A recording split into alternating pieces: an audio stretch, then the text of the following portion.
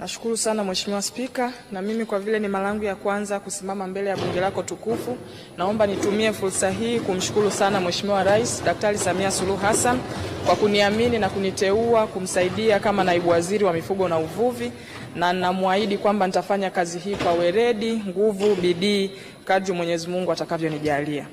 Na Mheshimiwa Spika, kwa niaba ya Mheshimiwa Waziri wa Mifugo na Uvuvi, naomba kujibu swali la Mheshimiwa John Francisco Nziranyingi kama ifuatavyo.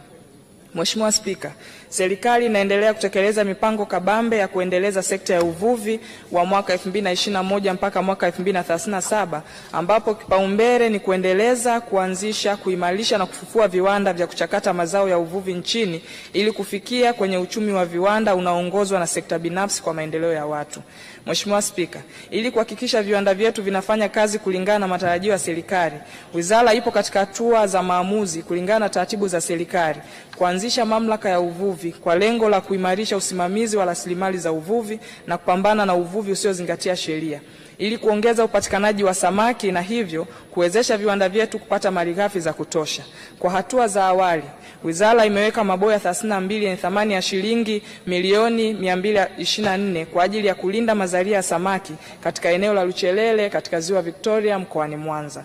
Mheshimiwa Spika, katika kuimarisha ushirikiano na sekta binafsi, wizara imeanzisha dawati la mitaji na uwekezaji kwa lengo la kufuatilia kwa ukaribu changamoto zinazowakabili sekta binafsi vikiwepo viwanda hivi vya samaki, kuzitafutia ufumbuzi na kuongeza uwekezaji na kuchakata na kuongeza pato la taifa ili kufikia azma ya serikali ya kuelekea katika uchumi wa viwanda.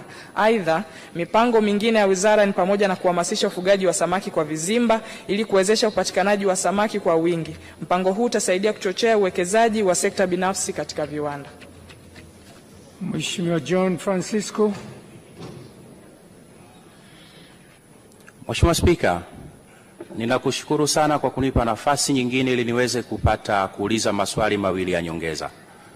Mheshimiwa Spika, pamoja na majibu mazuri ya serikali, je, ni nini mpango wa serikali wa kupambana na uvuvi haramu ambao unatajwa kuwa ndicho chanzo cha uhaba wa samaki na hivyo kupelekea viwanda vingi vifungwe? Swali la pili, Mheshimiwa Spika, katika majibu ya serikali pamoja na jitihada ambazo inafanya za kuhamasisha ufugaji wa samaki kwa njia ya vizimba, serikali bado haioni kwamba tutaendelea kuwa na changamoto ya upungufu wa samaki kwa sababu viwanda vyetu havitumii samaki aina ya sato ambaye ndiyo hasa anafugwa kwenye vizimba vya samaki. Asante Mheshimiwa Spika.